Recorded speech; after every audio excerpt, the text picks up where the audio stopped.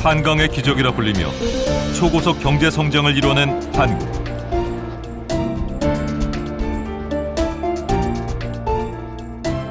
한국은 이러한 후발자 이익을 극대화한 성장 모델에 속합니다. 그러나 지금 철강, 조선 자동차 등 그동안 한국 경제를 이끌었던 주력 산업들이 위기를 맞고 있다. 2010년 18%에 달했던 제조업 매출액 증가율은 2013년 0.7%로 급락했다. 지금까지의 산업 생태계는 그 효율성, 품질이 아주 중요한 그런 시대였습니다. 그런 지금 그 산업 생태계는 이제 중국으로 거의 다 이제 넘어가고 있고. 조선, 철강 등 한국의 주력 산업 분야에서 중국은 한국을 역전했다. 엔저, 셰일가스, 유가 하락 등의 대외 변수도 한국 경제를 위협하고 있다. 이제는 마이너스가 나오고 있습니다. 이런 사례는 우리가 경제 개발을 시작한 지 처음 있는 일입니다. 우리나라 산업 전반에 커다란 후폭풍이 몰아칠 수 있는 그런 아주 더 위험한 상황으로 지금 전개되고 있다. 저성장에 덫에 빠진 한국 경제. 돌파구는 없는가?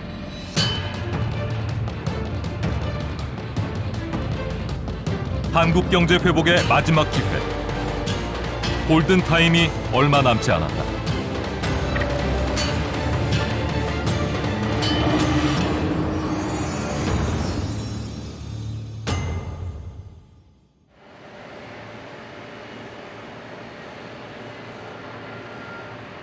경남 통영에 있는 국내 4위의 조선소.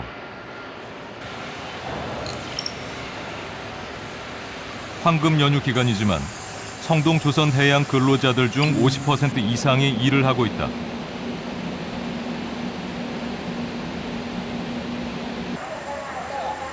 지난해 성동조선의 수주량은 목표량을 훨씬 뛰어넘었다. 그 어느 때보다 일이 많은 시기지만 근로자들의 마음은 편치가 않다.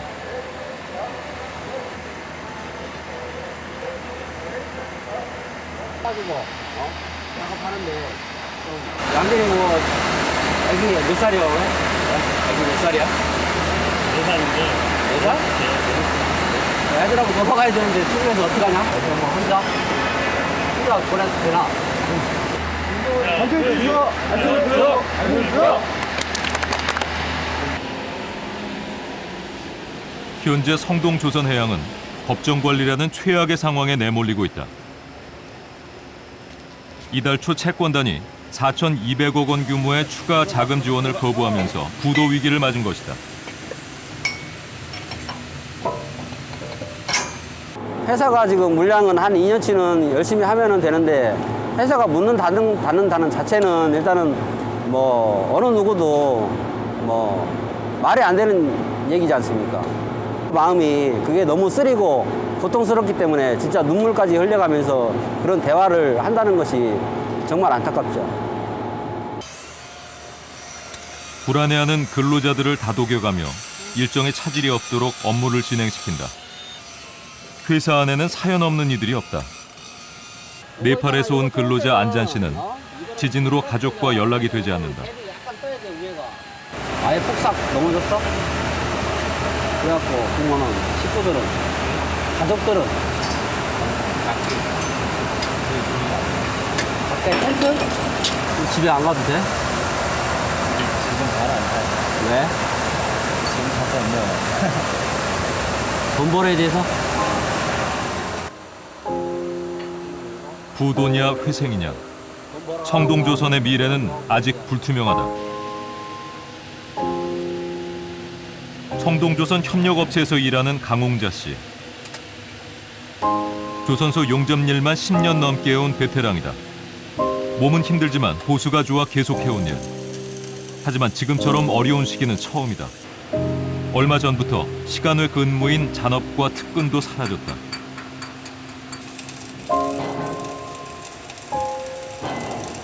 제가 다른 데 마트들 같이 일해보고 해도 성동에 또 수술 들어가가지고 애들 피하기를 혼자 버리갖고 피하기가 좀 좋았는데 요즘 좀 안 좋아가지고 조금 그런데요.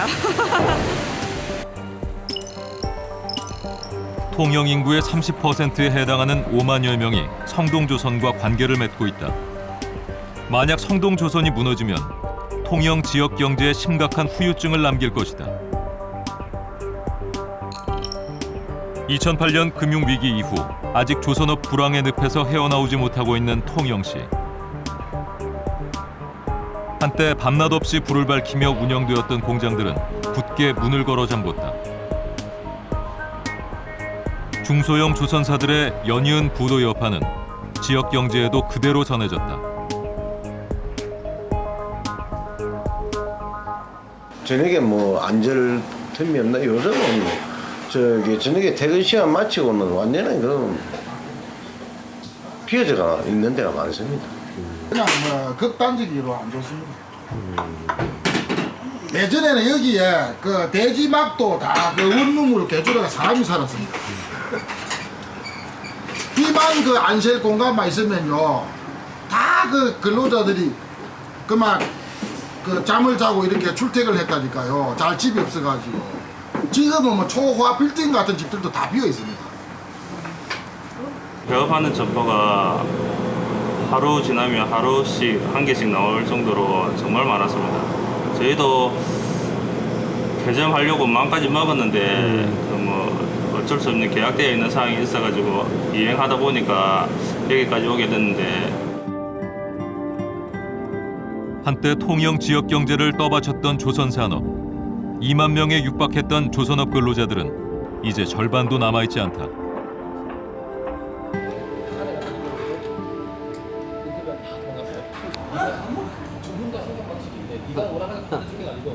박정희 씨가 동료들과 술집을 찾는다. 퇴근 시간이면 술 한 잔이 간절한 요즘이다. 조선업이라는 게 아침에 출근하면은 우리 회사가 앞으로 어떻게 될까? 이런 근심 걱정부터 하다 보니까 일을 하면은 현장에서 일을 하면은 작업자도 마찬가지고 관리하는 사람도 아니고 손에 일이 제대로 안 잡힌다고요.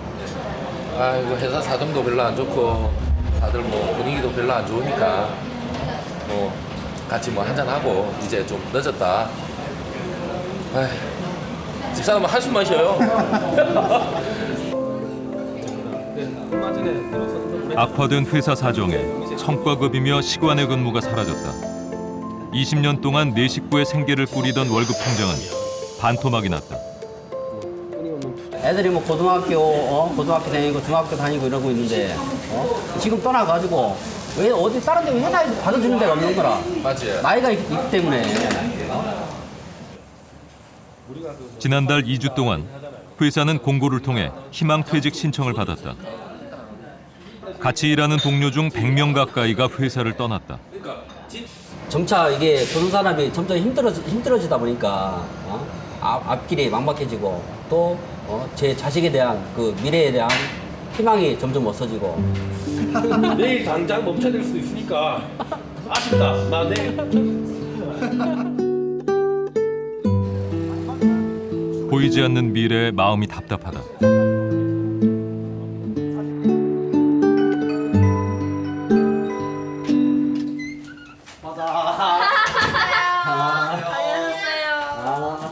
고등학교 3학년 딸과 중학생 아들을 둔 한 집안의 가장. 교육비로 한창 돈이 많이 들어갈 시기라 작년부턴 대출을 받아서 모자란 생활비를 보충하고 있다. 주변 다른 집들도 거의 비슷하다고 한다. 학원을 끊는 아이들도 점점 많아지고 이제 그냥 학교에서 공부하는 아이들도 많아지고 하니까 점점 다들 어려워지고 있는 건 그런 것 같아요. 거의 술 드시고 올 때 그거 축 처진 어깨 보면 그거 보고 제가 좀 잘해야 된다는 생각을 많이 하죠. 아내는 조금이라도 보탬이 되려고 얼마 전부터 남편 몰래 아르바이트를 시작했다. 하지만 경기가 어려워 한두 시간 일하는 자리밖에 구할 수가 없었다. IMF 때보다 저희는 지금 더 체감이 와닿아요. 그때도 많이 힘들었는데 그때는 이렇게까지는 안 힘들었던 것 같아요. 이걸 어떻게 해야 될까 하고 밤에 자면서도 깊이 못 자요. 회사가 또 어떻게 되진 않을까 또 싶기도 하고 계속 뉴스에서 보면 안 좋다 뭐 어쩌다 이래 나오니까 잠자다가도 몇 번씩 깨고 잠도 안 오고 먹은 것도 소화도 안 되고.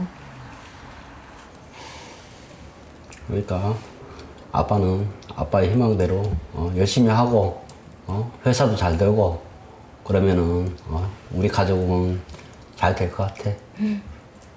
아빠 믿지? 네, 그럴 거예요.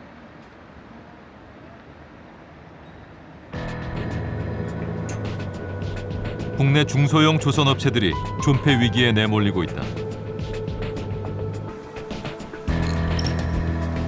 5년 전만 해도 한국 조선업계에서 빅4로 불렸던 STX 조선해양. 하지만 조선산업의 불황에 따른 실적 악화로 2013년 상장 폐지됐고 현재 채권단 관리를 받고 있다.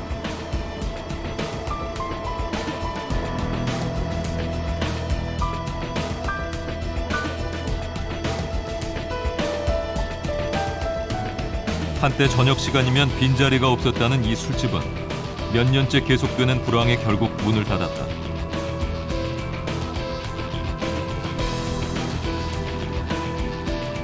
계속되는 인력 구조 조정과 감봉으로 폐업하는 식당도 늘어가고 있다. 게다가 최근 들어 STX 조선해양의 보증 채무로 경영 정상화 작업이 중단될 수도 있다는 소식이 들리면서 지역 상인들의 불안감은 더욱 커지고 있다. STX 무너지면 진짜 우리 칠레이어는 창원버전 완전 졌다 맡깁니다. 아직 그런 알고 있습니다. 심각한다 이거 진짜. 지금 이미 여러분이 지금 떠나고 있는 상황이고 이거는 진짜 사람 산다고 보면 아까 그 쓰레기통이 들어가고 비유를 하면 거기랑 비슷합니다 그냥 여기가. 조선업계 위기는 중소형 업체들만의 문제가 아니다.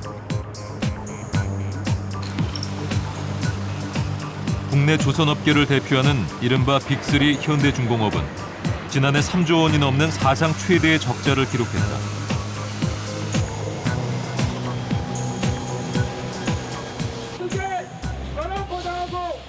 현대중공업과 나란히 위치한 미포조선.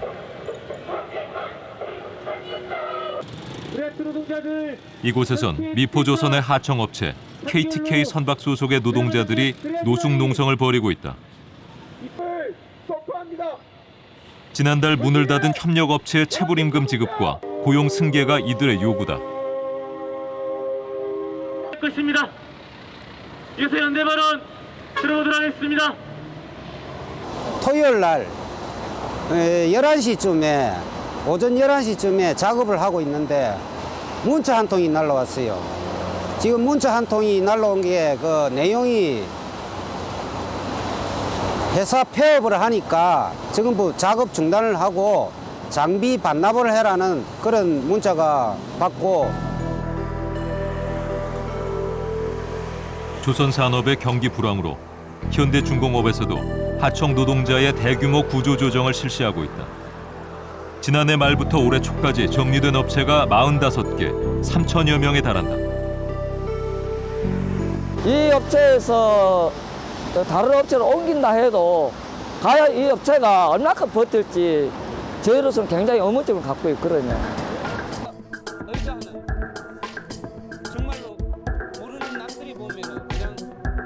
지난달 현대중공업에서는 처음으로 생산직 노조가 아닌 일반직 노조가 결성됐다.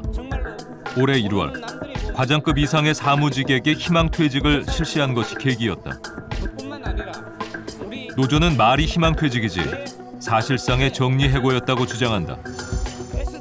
이번에 구조조정된 사무직 근로자의 인원은 약 1,500명. 과장에서 부장까지의 간부들이 대상이었다.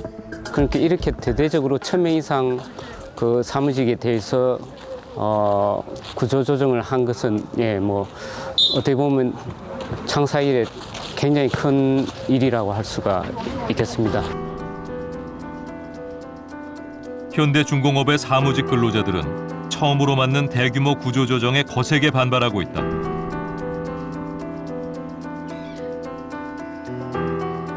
많은 사람들이 1명 내지는 2명의 자녀를 거느리고 있는데 또 저 같은 경우는 이제 딸이 올해 고등학교 입학을 했습니다. 이제 앞으로 그런 교육비라든가 돈이 들어갈 일이 많은데 어느 날 갑자기 너보고 나가라 하면 과연 어느 누가 과연 그걸 수용할 수 있을지 그게 가장 큰 의문이고요. 지금 퇴사하신 분들 중에서도 그런 말씀하고 계십니다. 버티면은 지옥 생활, 퇴사하면 저승 생활.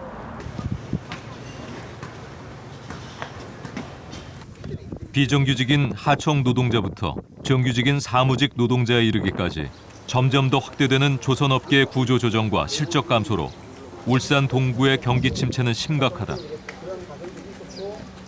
오시는 고객분들이 이렇게 사가시는 게 예전에는 뭐 소주를 사가시면 거기에 따른 뭐 안주라든지 아니면 다른 뭐 부식거리라든지 이런 걸 같이 겸해서 사가시는 분이 되게 많았었는데 지금 같은 경우는 그린 담배 아니면 술 한 병.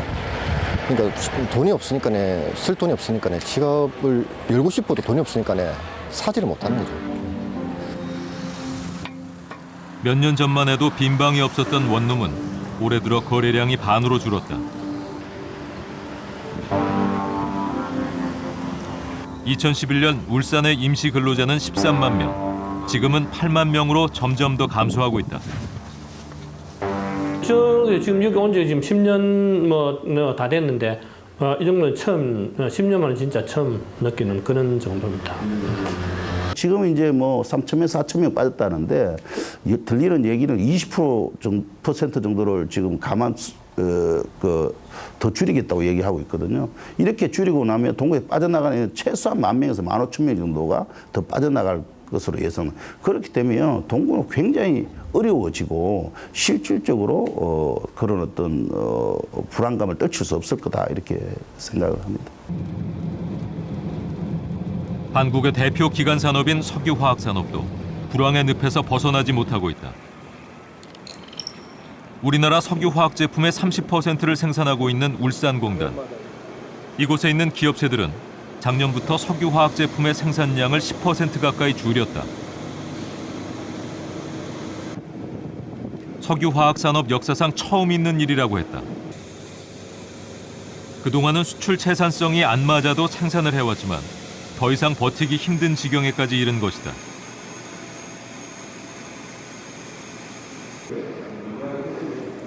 이곳 공단에서 입주 기업체들에게 전기와 스팀을 공급하는 이 회사 역시 에너지 제공량을 크게 줄였다.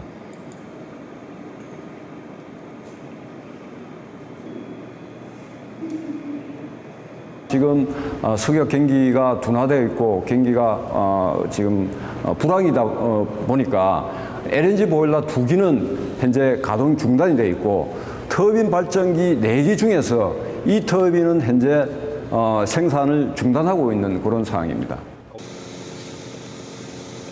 아직까지는 생산 라인 가동을 중단하는 것에 머물고 있지만 이대로 가다간 폐업하는 회사가 줄줄이 생길 것이라고 공단은 우려하고 있다.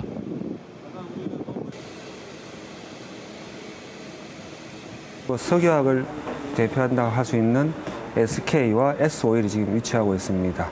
근데 석유화학 쪽은 지금 국제 유가의 하락에 따라서 지금 현재 좀 힘든 편에 들어가고요.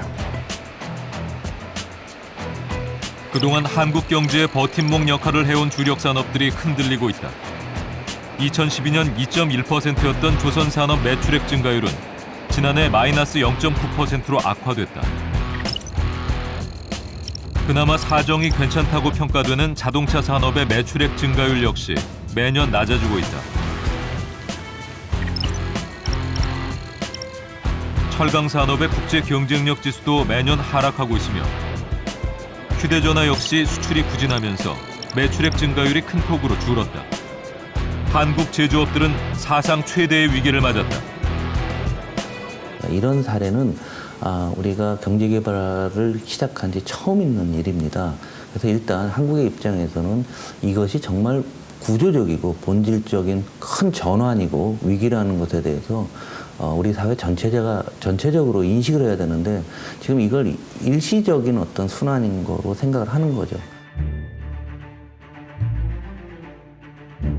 1960년대 이후 한국은 정부 주도의 수출 중심 성장 정책을 전개했다.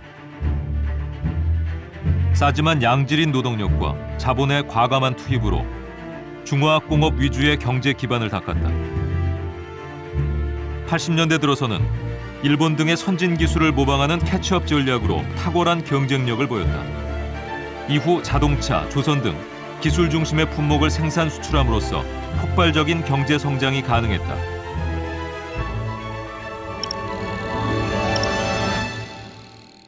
(1970년) 6억 달러에 불과했던 수출액은 30년 만에 250배 이상 증가했다. 자동차, IT, 조선, 철강, 석유화학산업 등의 주력 산업은 선진국이 100년, 200년에 걸쳐 이룩한 것을 불과 반세기 만에 달성할 수 있게 했다. 한국이 추구해온 발전 전략은 효율성을 높이는 거였습니다. 인풋을 줄이고 아웃풋을 가장 빠른 시간에 많이 나오는 거죠. 빨리빨리 선진 기술을 배울 수 있는 학습력. 거기서 이제 우리의 그 속도 경영의 힘이 나온 거죠. 그 보통 이제 선진국에서 5년 걸릴 거 우리는 2, 3년 내에 시장에 들어갔고 또 그 들어간 이후에 빨리 그 선진국의 그 우수한 기술을 빨리 배울 수 있는 이런 그 모든 것들이 그런 그 중화학공업에 쓰였다고 생각해요. 한국 경제에서 5가지 주력 산업이 차지하는 생산 비중은 약 47%.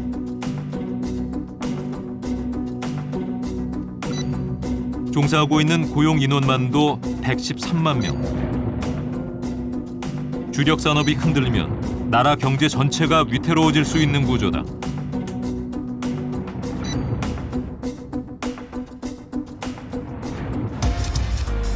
그렇다면 한국 경제의 현주소는 어떠한가?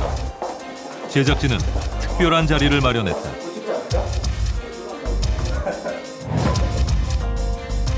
한국 주력 산업의 위기와 전망을 각 산업의 최고 전문가, 애널리스트 5명을 초대해 들어보기로 했다.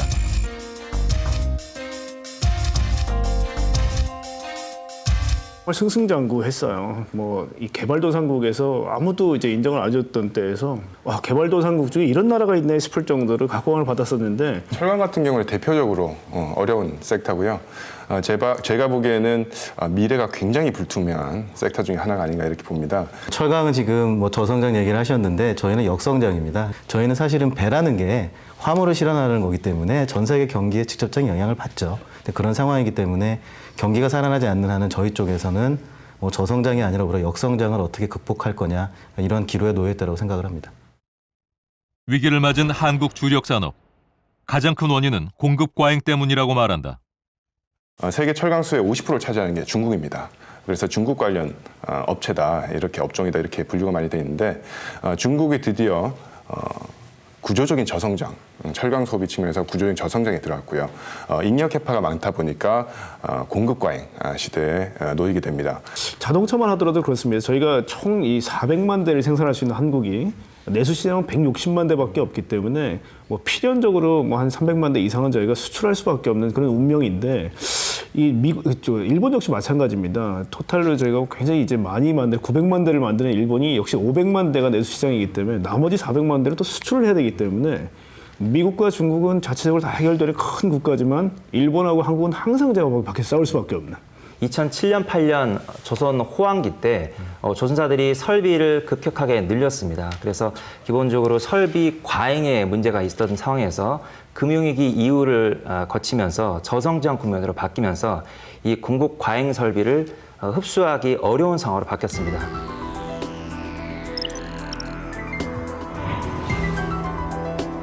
이달 초 성동조선의 소식은 조선업계의 파문을 일으켰다. 4,200억 원의 운영 자금을 추가로 지원받지 못해 법정 관리 처지에 놓였다는 것이다. 2003년 설립 이후 국내 조선업계의 기리나로 떠올랐던 성동조선. 설립한 지 불과 10년 만에 국내 4위, 세계 9위에 오를 정도로 급성장했다. 하지만 확대된 생산 설비 때문에 2008년 세계 금융위기 때 직격탄을 맞고 운영이 어려워짐으로써 2010년부터 채권단 관리에 들어갔다. 리먼브러스 사태 이전에는 계약 시에 약 90%의 계약금을 일시에 헤비탑 방식으로 바꿔도 건조를 했던 그러한 상황이 있었습니다만, 지금은 전반적으로 국제 금융 상황이 아직까지 이렇게 유연하지 못한 상황이기 때문에 보수적인 대금 지급 방식을 지금 선택하고 있는 그런 상황이 되겠습니다. 성동조선을 위기에 빠뜨린 헤비테일 계약. 공사대금의 50% 이상을 선박 인도시에 지급하는 방식이다. 세계 금융위기 이후 공급 과잉으로 위치가 유리해진 선주들이 부담을 줄이기 위해 만든 방법이다. 이제 국제 경기에 따라서 수요와 공급이 좀 불일치하는 현상을 보이고 있습니다. 그래서 이제 최근에 중국의 경우에도 상당수의 중소형 경쟁력 조선소는 문을 닫고 있고, 또 국내 조선소도 마찬가지로 소형 조선소들은 이미 상당수 이제 경쟁력을 잃고 문을 닫은 상태고요. 세계 금융위기 이후 수요 부족으로 수주 가뭄에 시달렸던 성동조선은 2013년부터 최근까지 총 91척 4조 8천억 원 상당의 수주 계약을 성사시켰다.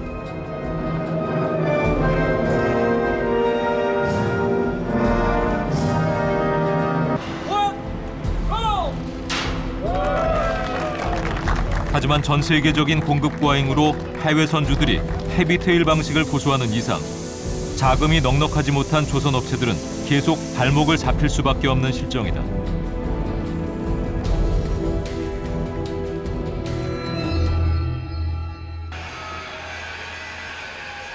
성동조선에 부품을 납품하는 협력업체.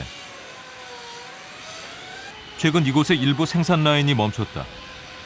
성동조선의 자금 악화가 협력업체에게도 영향을 미친 것이다. 최근에 성동조선 같은 경우에 현재 배가 71척이 잔량이 남아 있습니다. 그런데도 불구하고 일부 채권 은행들이 추가 지원을 중단하는 바람에 저희 조선 기자재 업체들이 줄도산의 위기에 처했습니다. 많은 기자재 업체들이 조선업이 호황일 때 확장시켜 놓은 생산 설비를 놀리지 않기 위해 최저가로 생존 경쟁을 하고 있다. 그러다 보니 출혈 경쟁으로 상황은 점점 더 악화된다. 지금 1, 2, 3일 다 쉬고 지금 오늘 출근하고 또 내일 또 뭐 어린이날인데 그래갖고 쉬고 좀 요즘 좀 일이 없어갖고 좀 많이 쉬는 경우가 많습니다. 집에 수입이 작다 보니까 애들도 뭐 사달라 하는데 여유치가 안 느니까 그것도 못 해주고 아무쪼록 일만 있으면 열심히 했으라도 다 하겠는데 일이 없다 보니까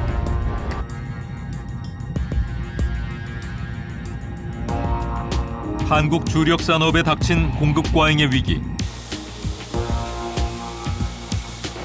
수요보다 더 많은 양을 생산해내는 공급 과잉은 조선, 철강, 석유화학 산업에 심각한 문제가 되고 있다.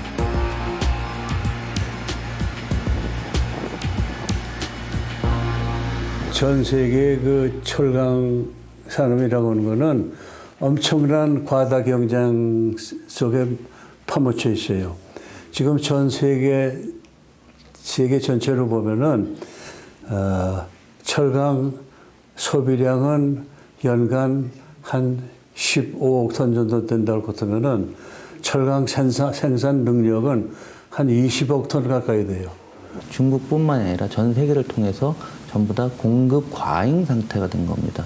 결국은 한국의 주력 산업이 전 세계적인 차원에서 공급 과잉 산업과 정확히 일치를 하게 되니까 당연히 한국에서 수출도 늘어나지 않게 되고 제조업의 활력도 떨어지고 공급 과잉이니까 투자를 할 수도 없고 이런 이러지도 저러지도 못한 어떤 덫에 갇히는 결과를 가져왔습니다.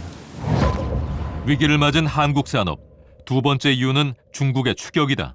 중국에서 가장 중요한 두 가지는 국유기업의 개혁을 통해 가지고 이제 상위에 있는 경쟁 업체들의 그런 더 M&A를 통해서 사이즈를 키우고 그다음에 경쟁력을 강화하겠다라는 게 첫 번째 입장이고요. 향후에 M&A를 통해서 상위 기업들의 규모의 경제가 더 커지고 실제로 기술력이 더 좋아질 수 있는 환경이 많이 만들어질 것 같고요.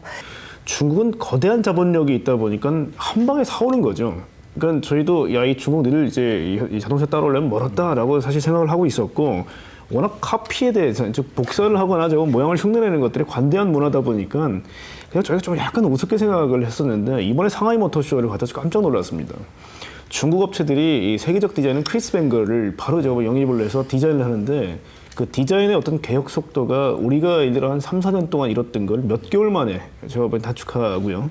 중국하면 이제 빼놓을 수 없는 게 철강 산업인데요. 중국은 사실 그동안 기회 요인이었고 앞으로는 위협 요인이 되고 있는 그런 상황입니다.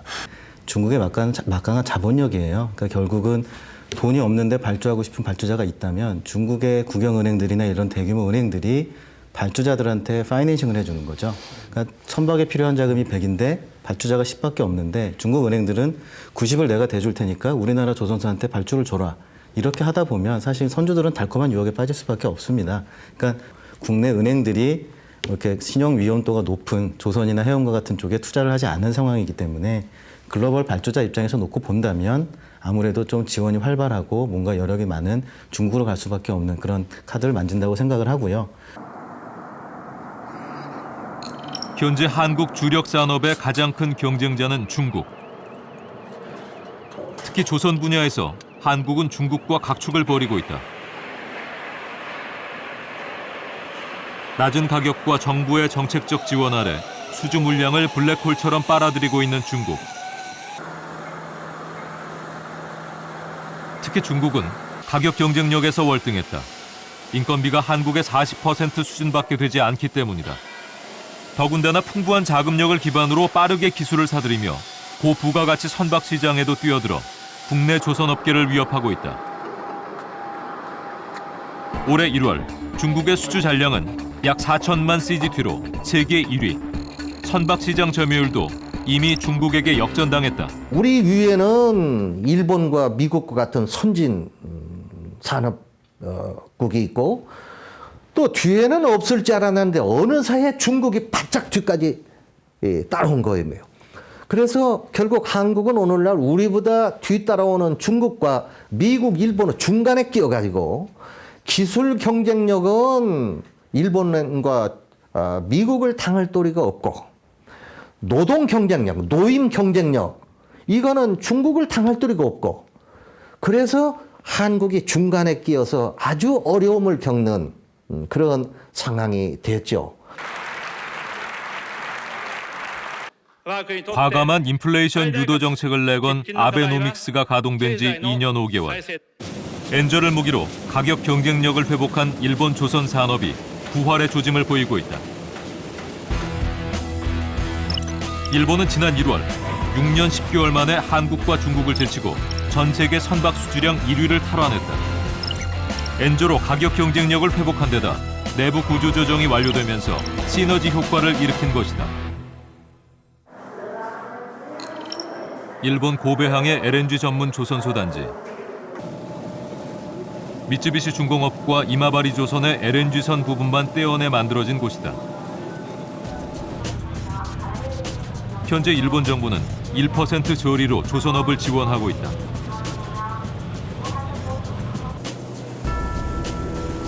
이것을 기반으로 일본 조선업계는 수십 년 동안 중단했던 신형 선박 개발을 다시 시작했다. 대형 도크까지 투자하고 있어 한국과 전면 경쟁이 우려되는 상황.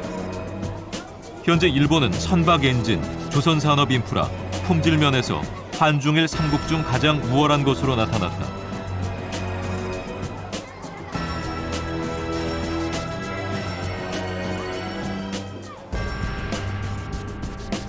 일본은 최근 2만 500 TEU, 초대형 컨테이너선 6척을 수주했다.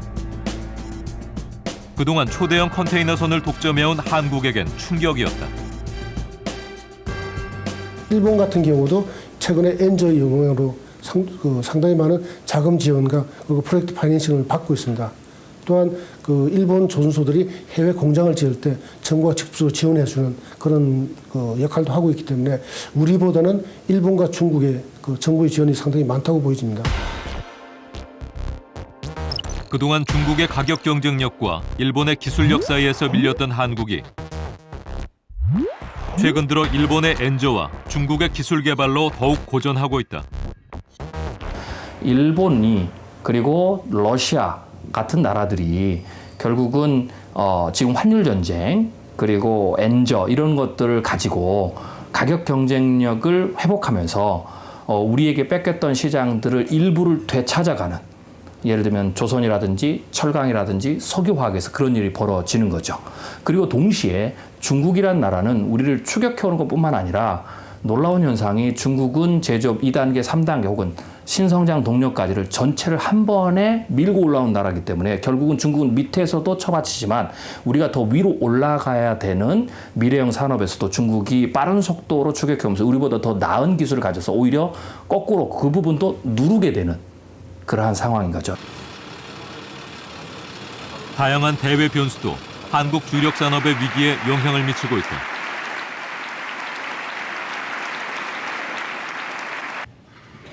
We have a supply of natural gas that can last America nearly 100 years. The experts believe this will support more than 600,000 jobs by the end of the decade.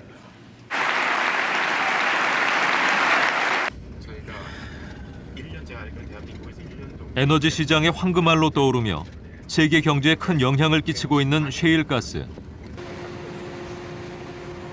2000년대 중반 이후 미국을 필두로 셰일가스와 셰일 유정이 개발되면서 미국의 석유 생산량은 불과 몇 년 사이에 30% 이상 늘었다.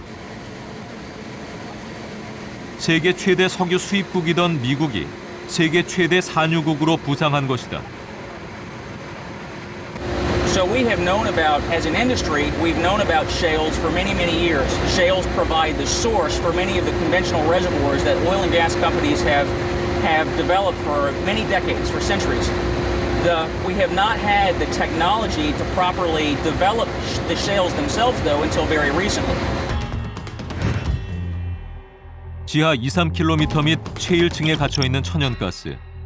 물과 모래, 화학물질을 고압 분사해 암석을 파괴한 후 그 틈으로 천연가스와 석유를 물과 함께 뽑아올린다.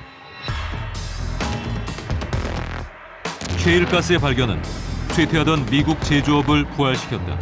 미국에서 이제 석유화학을 다시 여태까지 하지 않던 사람들이 공장을 운영하지 않는 게 아니라 새로 짓지를 않았던 사람들이 새로 많이 대를 짓기 시작했습니다. 미국 석유화학은 상당히 경쟁력을 갖추게 되거든요. 갖추게 되는 게 셰일가스입니다.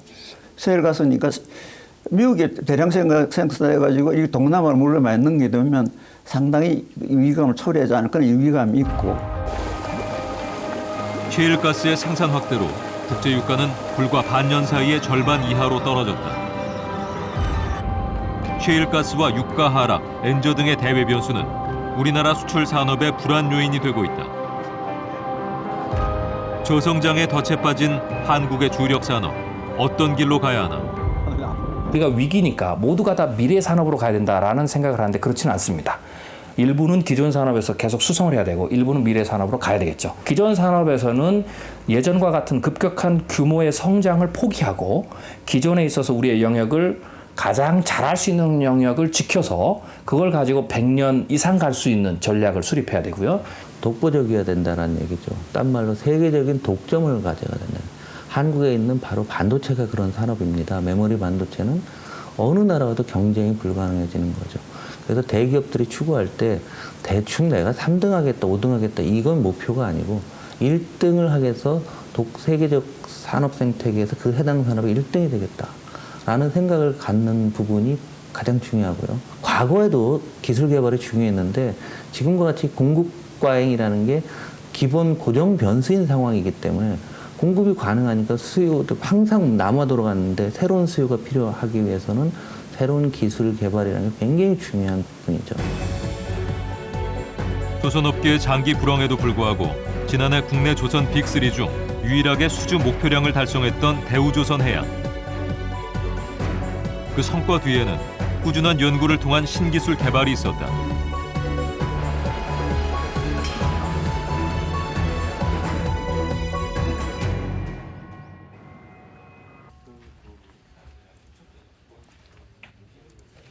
에너지시스템 연구소 소속의 유병용 차장.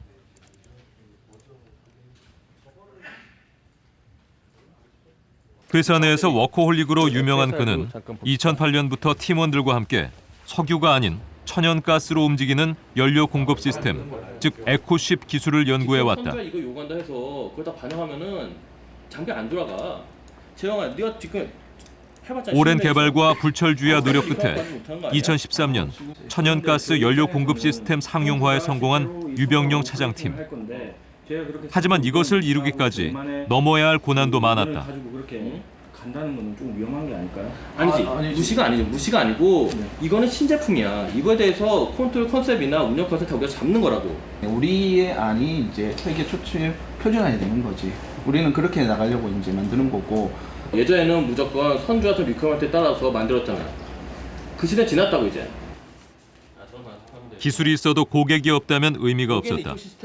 보수적인 선주들에게 에코쉽 기술의 가능성을 그래픽과 샘플로 만들어 실증해 보여주길 수백 번.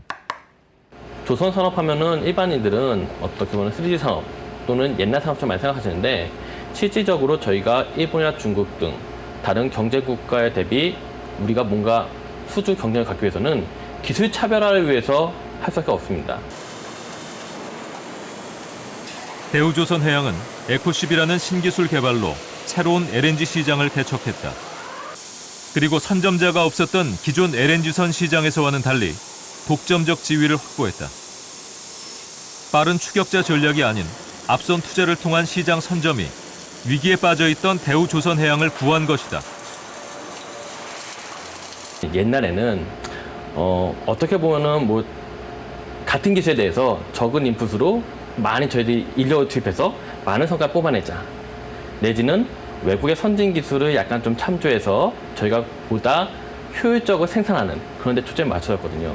저희가 지금 에코쉽 기술은 어디서 카피한 게 아니고 DSME가 자체적으로 개발한 새로운 신기술입니다. 어떻게 보면 기존의 조선업에서 했던 그 프랙티스가 많이 다른 거거든요.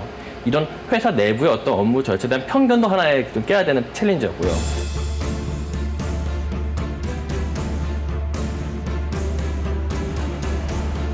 대우조선해양은 가스 손실을 최소화해 다시 쓰는 재액화 장치도 개발했다.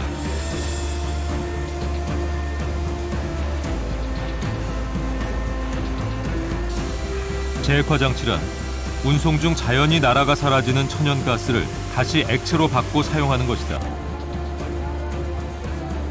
이것은 기존 대비 연료 효율성을 20% 가까이 높였다. 혁신적인 기술이었다.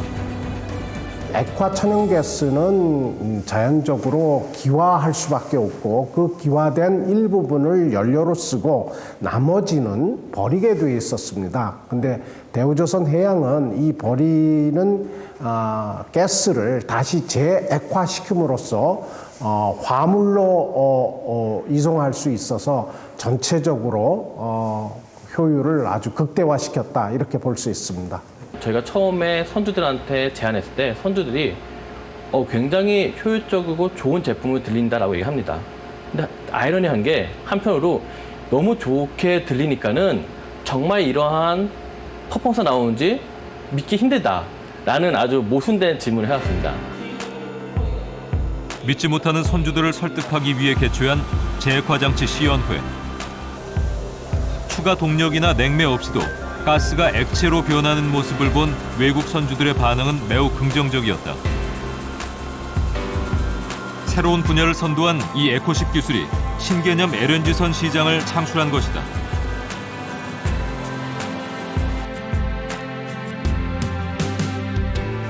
이 기술을 기반으로 대우조선해양은 지난해 35척의 LNG선을 수주했다. LNG선을 한 해에 30척 넘게 수주한 것은 세계 조선업계 사상 처음 있는 일이다. 룰이 바뀐 겁니다. 그게 이제 게임 체인저다 이거죠.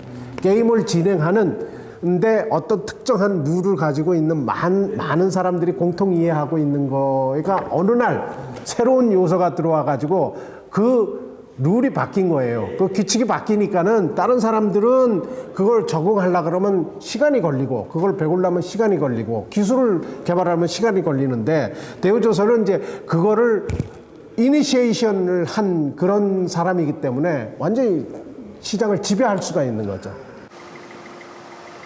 룰을 바꾸어 시장을 지배하는 것. 그것은 단순히 1등을 뒤쫓아 따라간 것이 아니라 새로운 기술로 새로운 시장을 만들어 선점했기에 가능했다. 대우조선해양은 기술 개발을 위해 협력업체와의 상생을 선택했다. 선주들에게 선보인 제액화 장치는 오랜 협력 관계를 맺고 있던 선보공업이 참여해 제작 기술을 개발했다. 기본적인 베이직 엔지니어링은 대우로부터 받고요. 나머지 관련된 장비 구매라든지 3D 모델링하는, 지금 보시는 이런 3D 모델링은 저희 자체 기술로 다 작업을 해서 제작을 해서 납품을 합니다. 대기업은 공정을 줄일 수 있고 중소기업은 단순 하청이 아닌 특수 기술을 확보함으로써 부가가치와 매출을 높일 수 있는 윈윈 전략. 이것은 위기에 빠진 한국 조선 산업에 시사점을 던진다. 조선소에서 만드는 그 선박이라는 제품은 어떤 한 개 부품 혹은 조선소가 용접한 거 끝난 게 아니고 어떤 전체 시스템 인테그레이션입니다. 그렇기 때문에 그 안에 들어가는 부품이나 그 안에 들어가는 개별 기술들은 주변의 어떤 동반 기업 그리고 하청업체들한테 도움을 받아야만 됩니다. 이젠 더 이상 조선산업이 국내 조선업계 몇 군데로가 끌고 갈 수 있는 사업이 아닙니다. 조선기자재 업체가 굉장히 중요시 되고요. 그래서 저희가 시스템을 개발했지만 이 시스템을 현실화하기 위해서 직접 물건을 만들기 위해서는 국내의 우수한 하청업체들과의 협력이 필수적으로 요구가 되었습니다. 바뀌고 있는 산업 생태계에선 한 분야의 1등만이 살아남을 수 있다. 2000년대 초반부터 자동차 전문 제철소를 표방해온 광양제철소.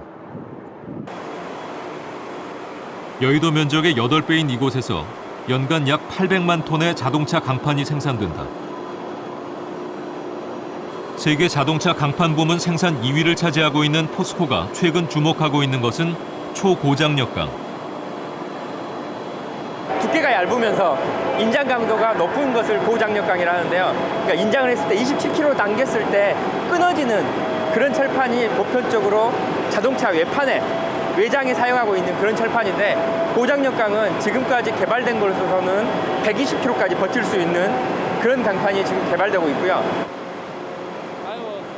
기술력으로는 세계 최고였지만 수출 부진에 빠져있던 포스코는 새로운 제품 개발과 마케팅 방식으로 승부수를 던졌다. 최근 자동차 업계의 화두는 차량 경량화. 강도가 높으면서도 연비를 위한 가벼운 강판이 각광받고 있다는 것에 주목했다. 현재 포스코가 개발한 초고장력강의 수요 증가율은 일반 강판 수요 증가율에 비해 7배. 초고장력강은 포스코에게 새로운 시장을 열어줬다. 차 한 대에 1톤씩이니까 1,500대를 만드는 거죠. 그러니까 하루 생산량이 약 1,500대의 철판을 만드는 거고요.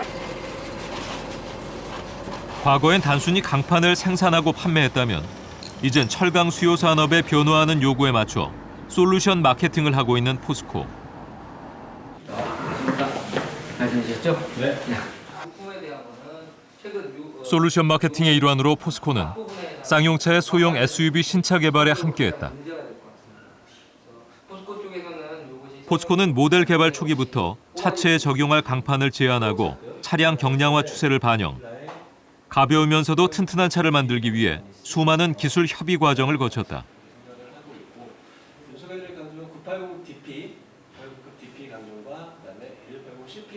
쌍용차의 신차 개발 계획을 저희가 입수를 했고, 그러니까 쌍용차에서 원하는 경량화, 그러니까 차체 경량화 니즈를 만족시키기 위해서 저희가 지속적으로 기술적인 지원을 했습니다.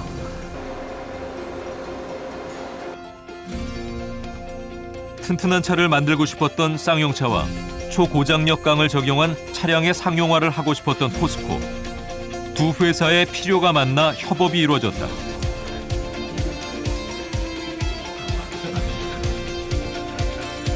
하지만 처음으로 해보는 협업에 신차 완성까지 시행착오도 많았다.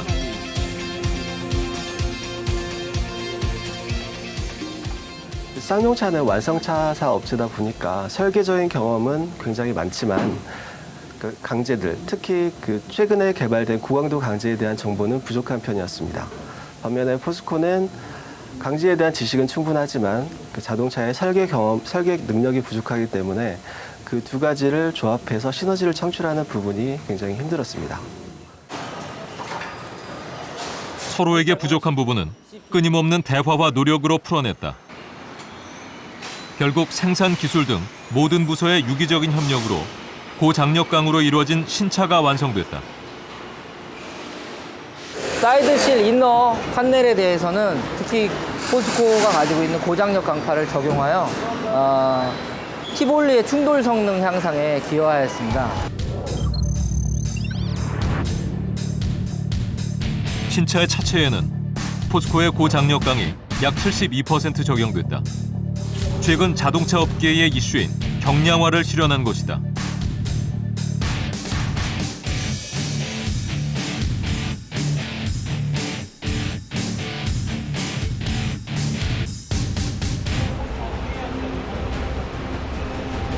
단단함과 가벼움을 갖춘 신차는 시장에서 좋은 평가를 받고 있다.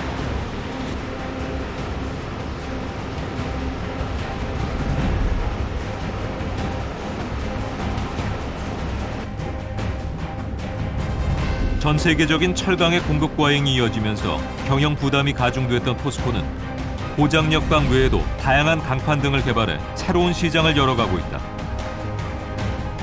고객사에 딱 맞는 솔루션 마케팅 등의 맞춤형 서비스 제공으로 제조업에 머물렀던 산업의 패러다임을 변화시켰다. 중국과 일본 사이에서 일본한테는 가격 경쟁력을, 그다음에 중국한테는 품질 경쟁력을 갖고 좋은 시절이 있었습니다. 최근에는 그 반대의 상황이 펼쳐지고 있기 때문에 저희 회사의 경우에는 결국은 품질을 높이고 그다음에 원가를 줄여서 최종적으로 고객한테 높은 가치를 제공하는 게 저희가 살 길이라고 생각하고 이런 솔루션 마케팅을 산업의 전 분야로 확대를 하고 있습니다. 특히 에너지 조선, 그다음에 가전, 그리고 건축물 등등에도 솔루션 마케팅을 적용해서 열심히 지금 활동을 하고 있습니다. 옛날에는 저희들이 R&D라고 많이 표현을 했습니다. 근데 지금은 R&D가 아니고 C&D로 표현을 합니다. C&D가 커넥션 앤 디벨롭먼트인데 관련 업체끼리 서로 연결해가지고 자기의 분야를 쉐어함으로써 하나의 제품 개발에 기여하는 그런 과정이 지금 앞으로는 더 활성화될 것으로 보입니다.